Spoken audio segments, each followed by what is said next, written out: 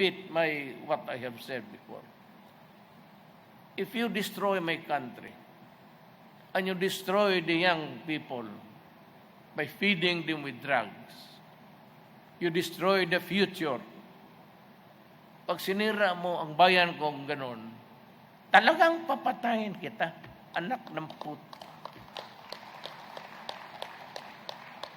Do not ever think na palusutin kita. Yan ang sinasabi ko sa ICC. Wala akong tinatago ano yung sinasabi ko. And I said, I will protect. Si Bato na nervyos kasi kasali siya doon sa tukhang niya. Digo, huwag kang mag-alala. If there is any person who is going to prison, it would be me. But it should be a Filipino court manned by a Filipino judge and me prosecuted by a Filipino prosecutor.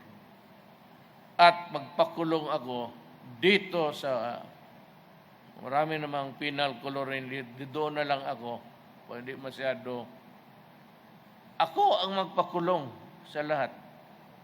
Sinabi ko na noon I assume full responsibility.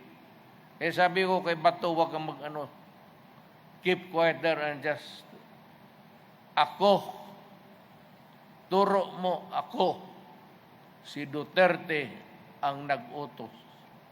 Kung ano man yang sa nalistahan mo, utos ni Duterte yan. And I will answer for all. Yan ang sinabi ko noon. And it will continue until the end of my term. Talagang papatakin ng inang yan.